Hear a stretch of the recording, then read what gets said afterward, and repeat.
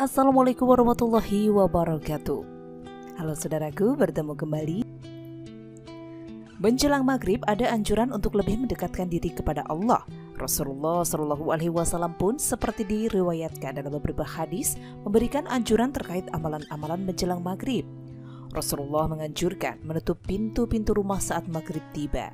Dalam hadis riwayat Bukhari dan Muslim, Rasulullah bersabda, jika masuk awal malam, beliau mengatakan, jika kalian memasuki waktu sore, maka tahanlah anak-anak kalian, karena setan sedang berkeliaran pada saat itu.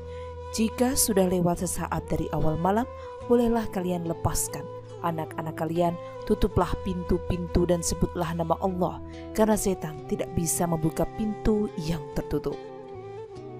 Rasulullah juga bersabda, jangan lepaskan hewan-hewan ternak dan anak-anak kalian ketika matahari terbenam sampai berlalunya awal isya, karena para setan berkeliaran antara waktu terbenamnya matahari sampai berlalunya awal isya. Amalan-amalan lain yang bisa dilakukan sambil menunggu waktu maghrib dan isya yang dikutip dalam buku Sunnah Rasulullah Sehari-hari oleh Syekh Abdullah bin Hamud Al-Fural, yaitu sholat sunnah 2 rakaat. Nah, hal ini didasarkan pada hadis Abdullah bin Mughaffal Al-Muzani. Rasulullah bersabda, antara dua azan dan sholat, beliau mengulangnya 3 kali, dan pada kali yang ketiga beliau bersabda, bagi yang ingin. Nah, amalan-amalan apa saja yang dilakukan oleh Rasulullah menjelang maghrib? Berikut ulasannya selengkapnya untuk Anda. Namun sebelum lanjut, seperti biasa silahkan klik tombol subscribe dulu untuk berlangganan. Aktifkan lonceng notifikasinya untuk mendapatkan update video terbaru. Silakan like video ini apabila Anda suka, dan bagikan juga ke seluruh sosial media yang Anda punya agar video ini lebih bermanfaat. Nah, berikut ada 9 amalan. Setelah melakukan sholat maghrib, ada rangkaian zikir dan wirid yang perlu dibaca, yaitu yang pertama, membaca surat Al-Fatihah. Yang kedua, membaca surat Al-Ikhlas. Kemudian yang ketiga, membaca surat Al-Falaq. Yang keempat, membaca surat An-Nas. Yang kelima, membaca ayat kursi. Keenam, membaca tasbih sebanyak 33 kali. 7, membaca istighfar 3 kali. 8, membaca tahmid sebanyak 33 kali. Dan membaca sholawat sebanyak mungkin. Berikut doa malaikat bagi siapapun yang menunggu waktu sholat.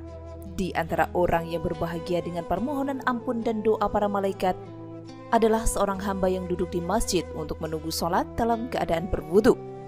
Imam Muslim meriwayatkan dari Abu Hurairah radhiyallahu anhu, sesungguhnya Rasulullah Shallallahu Alaihi Wasallam bersabda, tidaklah seseorang di antara kalian duduk menunggu sholat selama ia berada dalam keadaan suci, melainkan para malaikat akan mendoakannya, ya Allah, ampunilah ia, ya Allah, sayangilah ia.